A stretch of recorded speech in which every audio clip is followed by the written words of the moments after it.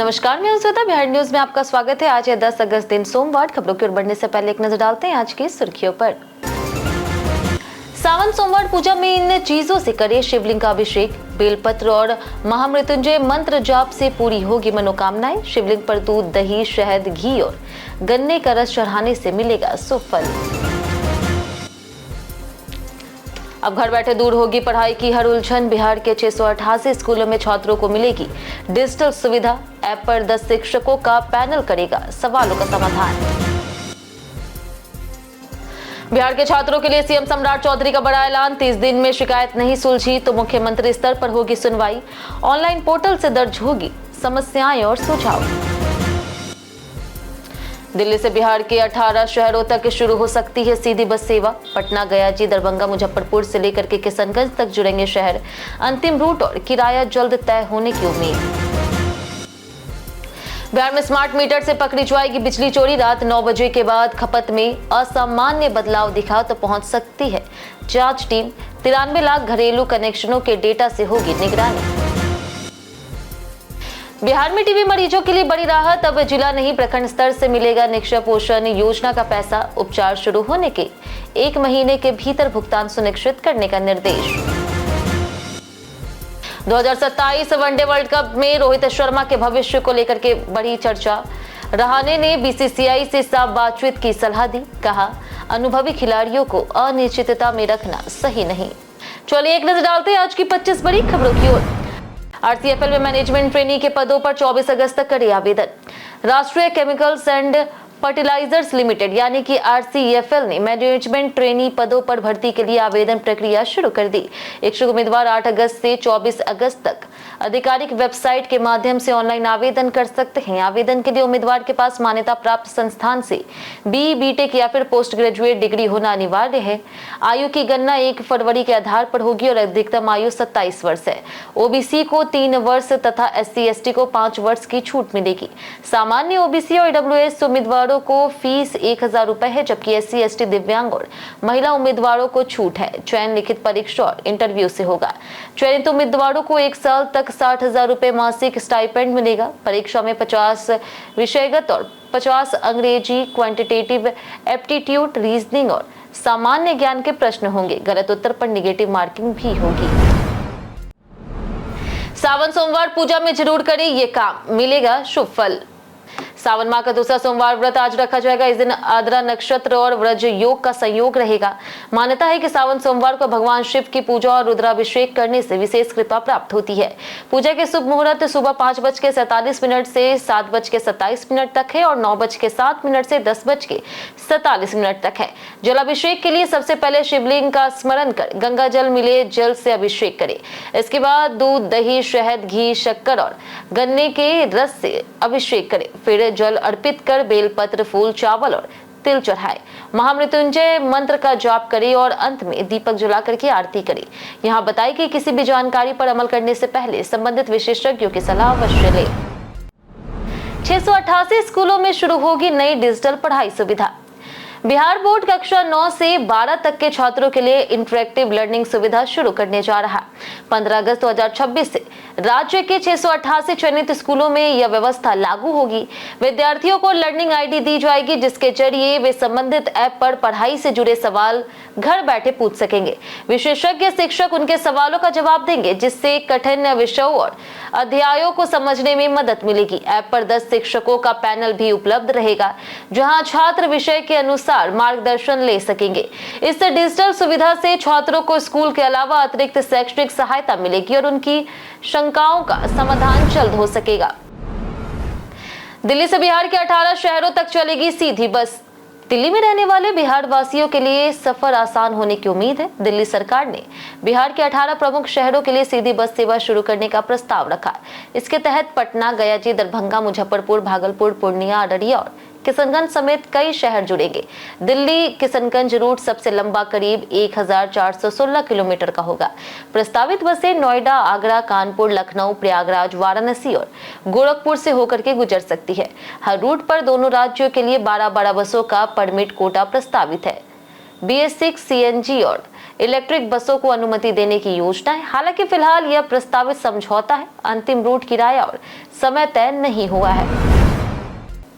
Bihar medical counselling 2026 का registration आज से होगा शुरू। BCECEB ने बिहार के सरकारी और निजी मेडिकल कॉलेजों में MBBS, BDS, BVSC और AH एंड BFSC में दाखिले के लिए काउंसलिंग कार्यक्रम जारी किया। नीट यूजी 2026 में सफल अभ्यर्थी आज से 14 अगस्त तक ऑनलाइन रजिस्ट्रेशन और शुल्क जमा कर सकेंगे। रैंक कार्ड 16 अगस्त को जारी होगा, जबकि 17 अगस्त तक चॉइस फिलिंग होगी। पहले चरण की मेधा सूची 20 अगस्त को आएगी और दस्तावेज सत्यापन 24 से 27 अगस्त तक होगा। पहले चरण की काउंसलिंग 3 से 4 सितंबर और दूसरे चरण की काउंसलिंग 15 से 18 सितंबर को होगी। अभ्यर्थियों को नीट दस्तावेज, शैक्षिक प्रमाण पत्र, आवासीय जाति, EWS, आधार और अन्य जरूरी कागज तैयार रखने होंगे। स्मार्ट मीटर बताएगा बिजली चोरी, रात में टीम करेगी जांच। बिहार में स्मार्ट मीटर बिजली कंपनियों के लिए निगरानी और विश्लेषण का महत्वपूर्ण माध्यम बन गया। अब तक करीब 10 अरब डाटा पॉइंट्स जमा हो चुके हैं, जिनसे बिजली चोरी और उपभोक्ताओं के व्यवहार की जानकारी मिल रही। स्मार्ट मीटर से घरेलू और व्यवसायिक कनेक्शन के गलत इस्तेमाल की पहचान भी की जा रही। रात 9 बजे के बाद खपत के पैटर्न में असामान्य बदलाव मिलने पर जांच टीम भेजी जा सकती है। ट्रांसफार्मर पर लगे स्मार्ट मीटर से पूरे इलाके की बिजली खपत का आकलन होता है और अंतर मिलने पर जांच की जाती है। बिहार में करीब 93 लाख घरेलू कनेक्शनों पर स्मार्ट मीटर लग चुके हैं, जिनके आंकड़ों से भविष्य की बिजली आपूर्ति रणनीति बनाई जा रही। पाटलिपुत्र ग्रीनफील्ड टाउनशिप में जमीन बिक्री पर बड़ा अपडेट। पटना की प्रस्तावित पाटलिपुत्रा ग्रीनफील्ड सैटेलाइट टाउनशिप में जमीन मालिकों को राहत मिली। टाउनशिप क्षेत्र में जमीन की खरीद बिक्री पर लगी रोक अब हटा दी गई है। हालांकि जमीन बेचने या फिर हस्तांतरित करने से पहले नगर विकास और आवास विभाग को सूचना देना और बिक्री का कारण बताना जरूरी होगा। सरकार ने यह व्यवस्था जमीन की सट्टेबाजी और अनियमित कारोबार पर निगरानी रखने के लिए लागू की है। 1 अगस्त की अधिसूचना के बाद नई प्रक्रिया प्रभावी हुई। करीब 81,730 एकड़ में बनने वाले टाउनशिप में आवासीय, औद्योगिक, स्वास्थ्य, शिक्षा और परिवहन सुविधाएं विकसित करने की योजना है। ड्राफ्ट प्लान पर आम लोग 60 दिनों तक सुझाव और आपत्तियां दे सकते हैं। EKYC नहीं कराया तो गैस सब्सिडी हो सकती है बंद। बिहार में घरेलू गैस और उज्ज्वला उपभोक्ताओं के लिए EKYC जरूरी हो गया। 16 अगस्त तक EKYC नहीं कराने पर सब्सिडी रुकने या फिर कनेक्शन पर कार्रवाई का असर पड़ सकता है। राज्य में करीब 1 करोड़ 9 लाख घरेलू LPG कनेक्शन है, जिनमें लगभग 28,50,000 उपभोक्ताओं का सत्यापन अभी बाकी है। EKYC गैस कंपनी के मोबाइल ऐप से घर बैठे किया जा सकता है। वर्तमान में घरेलू सिलेंडर पर 79.26 रुपए और उज्ज्वला लाभुकों को 300 रुपए सब्सिडी मिलती है। EKYC से फर्जी या फिर दूसरे नाम पर चल रहे कनेक्शनों की पहचान भी होगी, इसलिए उपभोक्ताओं को 16 अगस्त से पहले सत्यापन पूरा करने की सलाह दी गई। बिहार में आज से 17 अगस्त तक निकलेगी तिरंगा यात्रा। बिहार में स्वतंत्रता दिवस के मद्देनजर आज से 17 अगस्त तक तिरंगा यात्रा आयोजित की जाएगी। राज्य स्तरीय शुरुआत सोमवार को पटना में मुख्यमंत्री सम्राट चौधरी के नेतृत्व में JP गोलंबर से कारगिल चौक तक होगी, जिसमें 10,000 से अधिक लोगों के शामिल होने की संभावना है। इसके बाद सभी 38 जिलों और 534 प्रखंडों में कार्यक्रम होंगे। सरकार ने आयोजन के लिए 6 करोड़ 12 लाख रुपए जारी किए। 14 अगस्त को विभाजन विभीषिका दिवस भी मनाया जाएगा, ताकि नई पीढ़ी को विभाजन की त्रासदी से अवगत कराया जा सके। वहीं पटना में तिरंगा यात्रा के दौरान सुबह 7 बजे से ट्रैफिक व्यवस्था बदली रहेगी। आपातकालीन वाहनों को छूट मिलेगी। शराब पकड़े जाने पर ब्रांड कंपनी के खिलाफ भी होगी कार्रवाई। बिहार में शराबबंदी कानून को लेकर के सरकार ने सख्ती बढ़ाने का संकेत दिया है। उत्पाद और मद्य निषेध मंत्री मदन सहनी ने मुजफ्फरपुर में कहा कि अब जिस ब्रांड की शराब पकड़ी जाएगी, उस ब्रांड से जुड़ी कंपनी के खिलाफ कानूनी कार्रवाई की जाएगी। उन्होंने कहा कि वर्ष 2016 से लागू शराबबंदी कानून का उल्लंघन करने वालों को बख्शा नहीं जाएगा। सरकार अवैध शराब की तस्करी और बिक्री पर लगातार कार्रवाई कर रही। मंत्री ने अधिकारियों को शराबबंदी प्रभावी बनाने और विभागीय राजस्व बढ़ाने के निर्देश भी दिए। साथ ही कार्यकर्ताओं से सरकार की योजनाओं और उपलब्धियों को जनता तक पहुंचाने की अपील की गई। छात्रों की शिकायत 30 दिन में नहीं सुलझी तो CM करेंगे सुनवाई। बिहार के मुख्यमंत्री सम्राट चौधरी ने छात्रों और युवाओं के लिए कई अहम घोषणाएं की। छात्रों की समस्याओं और सुझाव के लिए अलग ऑनलाइन पोर्टल बनाया जाएगा, जहां शिकायत दर्ज होने के बाद 30 दिनों में समाधान का लक्ष्य होगा। समाधान नहीं होने पर मुख्यमंत्री स्तर पर विशेष सहयोग शिविर में मामला उठाया जाएगा। मंत्री, विधायक, सांसद और अधिकारी स्कूल कॉलेजों में जाकर के छात्रों से संवाद करेंगे और सुझाव पोर्टल पर दर्ज किए जाएंगे। सरकार ने गुणवत्तापूर्ण शिक्षा और परीक्षा सुधार के लिए विशेष समितियां बनाने की घोषणा की। परीक्षा व्यवस्था में टेक्निक और एआई का उपयोग बढ़ाया जाएगा। पेपर लीक रोकने के लिए सख्त कार्रवाई और गुंडा एक्ट के तहत सजा का प्रावधान होगा। पटना ट्रैफिक पुलिस पर सख्ती, बदसलूकी करने वालों पर होगी कार्रवाई। पटना में ट्रैफिक व्यवस्था सुधारने और पुलिसकर्मियों के व्यवहार को लेकर के विभाग ने सख्त कदम उठाए। वाहन जांच के दौरान चालकों से बदसलूकी की शिकायतों के बाद ट्रैफिक एसपी ने जोनल टीमों के साथ बैठक कर दिशा निर्देश दिए। पुलिसकर्मियों को निर्धारित पोस्ट पर समय से पहुंचने और नियमों के अनुसार वाहन जांच करने को कहा गया। किसी चालक से अभद्र व्यवहार या फिर दबाव बनाने पर विभागीय कार्रवाई होगी। जाम वाले इलाकों में अतिरिक्त पुलिस बल तैनात किए जाएंगे और छुट्टियों के लिए विशेष ट्रैफिक प्लान बनेगा। नियमित मॉनिटरिंग और निरीक्षण के जरिए पुलिसकर्मियों के व्यवहार पर नजर रखी जाएगी। विभाग ने स्पष्ट किया है कि नियम लागू करने वालों की जवाबदेही भी तय होगी। 50 साल पुराने कानून की जगह आएगा नया विश्वविद्यालय अधिनियम। बिहार सरकार 50 साल पुराने विश्वविद्यालय कानूनों की जगह बिहार राज्य विश्वविद्यालय अधिनियम 2026 लाने की तैयारी में है। विधेयक पास होने पर 1976 के दोनों अधिनियम खत्म हो जाएंगे और 481 सरकारी डिग्री कॉलेजों का नियंत्रण उच्च शिक्षा विभाग के पास आ सकता है। कॉलेजों में भर्ती, ट्रांसफर, पोस्टिंग और प्रशासनिक फैसलों पर सरकार का नियंत्रण होगा, जबकि विश्वविद्यालय के पास मुख्यतः पीजी और शोध की जिम्मेदारी रहेगी। सरकार का उद्देश्य वित्तीय अनियमितताओं, परीक्षा में देरी और प्रशासनिक समस्याओं को दूर कर उच्च शिक्षा सुधारना है। हालांकि शिक्षक संगठनों ने स्वायत्तता खत्म होने और शिक्षकों की परेशानी बढ़ने की आशंका जताई। इसके विरोध में 10 अगस्त को प्रदर्शन प्रस्तावित है। गोपालगंज में 12 अगस्त को लगेगा रोजगार मेला। गोपालगंज जिले के बेरोजगार युवाओं के लिए रोजगार का शानदार अवसर है। 12 अगस्त को गांधी मैदान में भव्य रोजगार मेले का आयोजन किया जाएगा। युवा रोजगार और कौशल विकास विभाग बिहार के तत्वाधान में जिला नियोजनालय द्वारा आयोजित यह मेला सुबह 10:30 बजे से शाम 4 बजे तक चलेगा।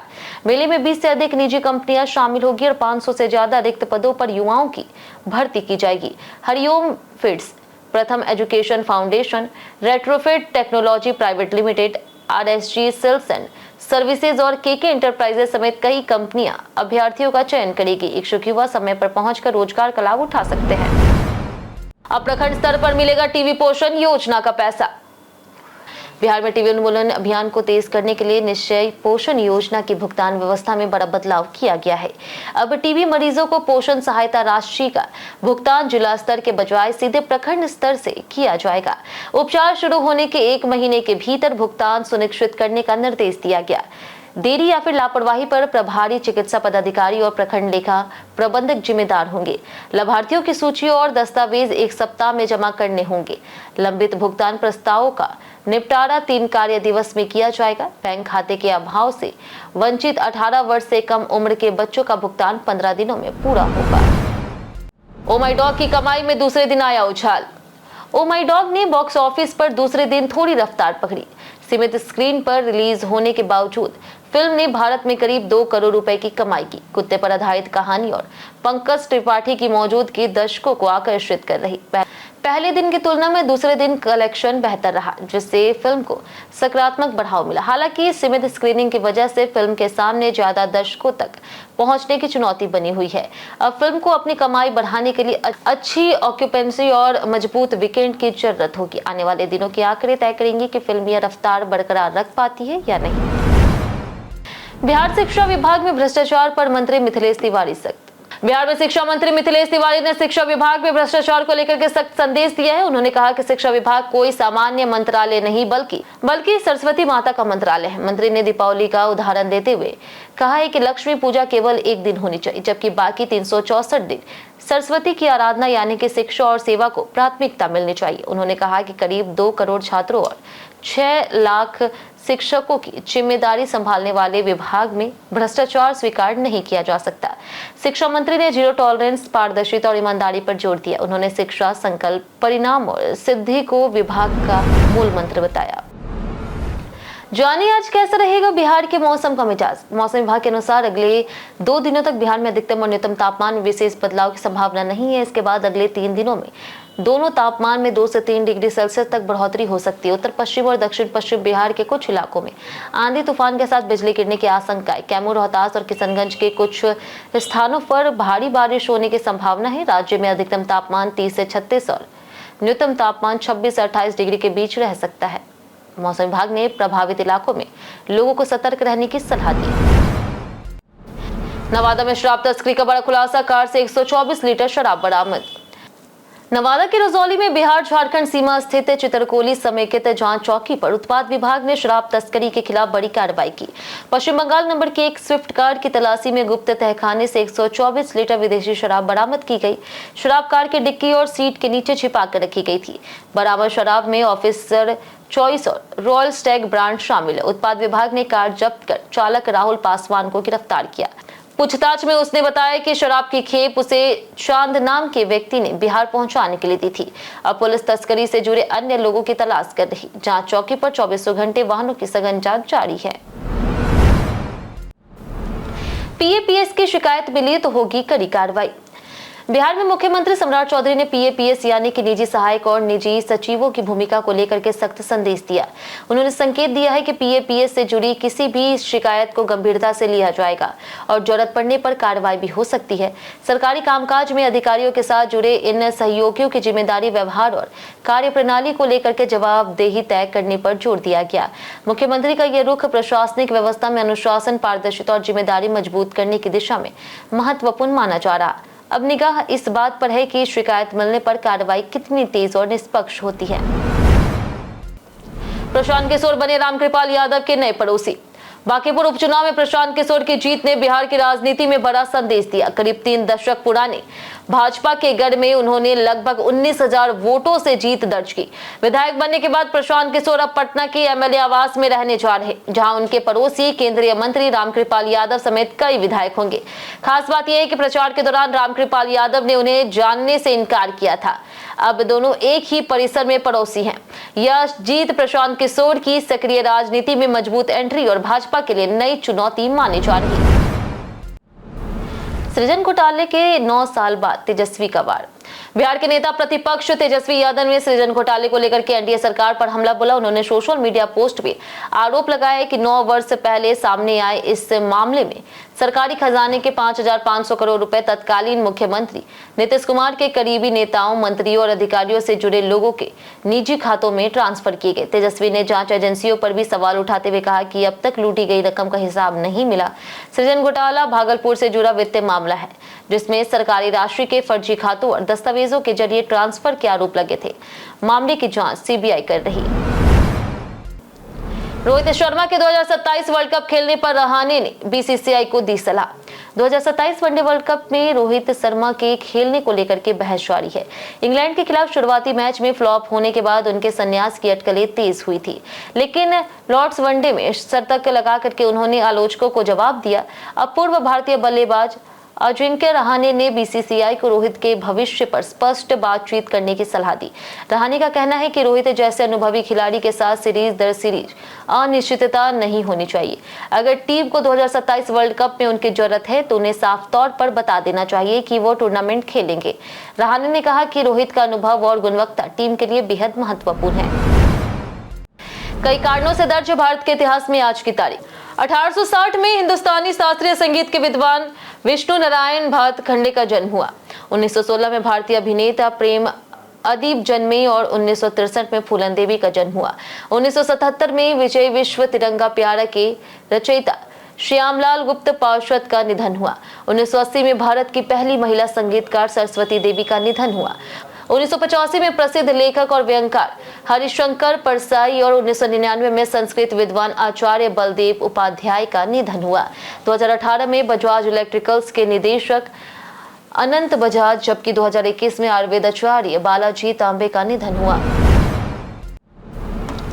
पेट्रोल पंप पर मुफ्त मिलती है ये जरूरी सुविधाएं। पेट्रोल पंप पर ईंधन भरवाने के अलावा ग्राहकों और आम लोगों को कई सुविधाएं मुफ्त मिलती है। टायरों में हवा भरवाने और प्रेशर चेक कराने के लिए कोई शुल्क नहीं लिया जाता। पेट्रोल पंप पर साफ पीने का पानी और वॉशरूम की सुविधा भी मुफ्त उपलब्ध है। सड़क यात्रा के दौरान चोट या फिर अचानक तबियत खराब होने पर फर्स्ट एड बॉक्स और जरूरी चिकित्सा सहायता मांगी जा सकती है। आपात स्थिति में फोन कॉल की सुविधा भी मुफ्त मिल सकती है। इसके अलावा किसी परेशानी या शिकायत के लिए ग्राहक पेट्रोल पंप का शिकायत और सुझाव रजिस्टर मांग सकते हैं। इन सुविधाओं के लिए अतिरिक्त शुल्क देना नहीं पड़ता। हम प्रतिदिन आपसे 7 ऐसे जरूरी सवालों के जवाब बताएंगे जो कि बीपीएससी, बिहार पुलिस दरोगा समेत एसएससी जैसे अन्य प्रतियोगी परीक्षाओं में काम आएंगे। सवाल इतिहास, बिहार स्पेशल, विज्ञान, करंट अफेयर्स और भूगोल से रहेंगे। पूछे गए 7 सवाल में आपने कितना सही जवाब दिया हमें कमेंट करके जरूर बताएं। तुम्हारा पहला सवाल है, किस राजा ने चौथी बौद्ध परिषद बुलाई थी? Option A Kanishka, option B Ashoka, option C Bindusara, option D राजा मैनेंद्रोश। इसका सही जवाब है ऑप्शन ए कनिष्क। हमारा दूसरा सवाल के पंचायती राज संस्थाओं के वित्तीय आधार संबंधित सिफारिशें किस राज्य वित्त आयोग के अंतर्गत शामिल की गई थी? ऑप्शन ए द्वितीय राज्य वित्त आयोग, ऑप्शन बी है चतुर्थ राज्य वित्त आयोग, ऑप्शन सी है तृतीय राज्य वित्त आयोग, ऑप्शन डी पंचम राज्य वित्त आयोग। इसका सही जवाब है पंचम राज्य वित्त आयोग। हमारा तीसरा सवाल है कि सूत्र समाचार और सिख समाचार के लेखक कौन थे? ऑप्शन ए है शांति देव, ऑप्शन बी है विद्यापति, ऑप्शन सी है देवकी नंदन खत्री, ऑप्शन डी है शिवपूजन सहाय। इसका सही जवाब है ऑप्शन ए शांति देव। हमारा चौथा सवाल है कि इनमें से कौन सी नदी बिहार में स्थित कमला नदी की सहायक नदी नहीं है? ऑप्शन ए है बेटा, ऑप्शन बी है धौरी, ऑप्शन सी है बलान, ऑप्शन डी है पुनपुन। इसका सही जवाब है ऑप्शन डी पुनपुन। हमारा पांचवा सवाल कि बिहार के किस शहर में अफगान सम्राट इस्लाम शाह का अधूरा मकबरा स्थित है? ऑप्शन ए है नालंदा, ऑप्शन बी है पटना, ऑप्शन सी है राजगीर, ऑप्शन डी है सासाराम।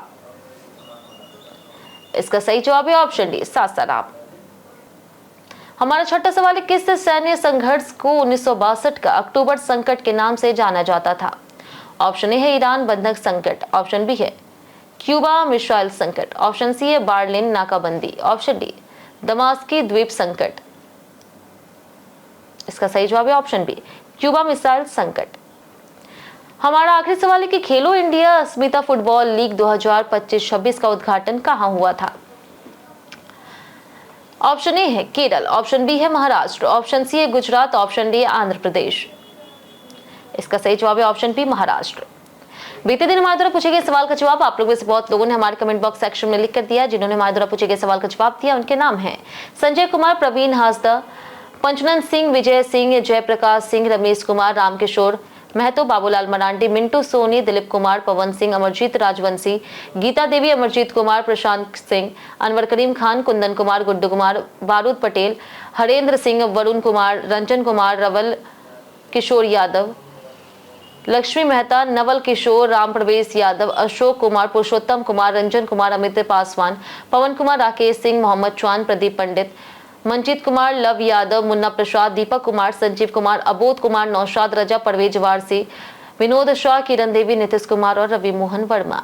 इसी के साथ बढ़ते आज के सवाल की ओर। आज का सवाल है बिहार की राजनीति में इस समय आपको सबसे बड़ा मुद्दा क्या लगता है?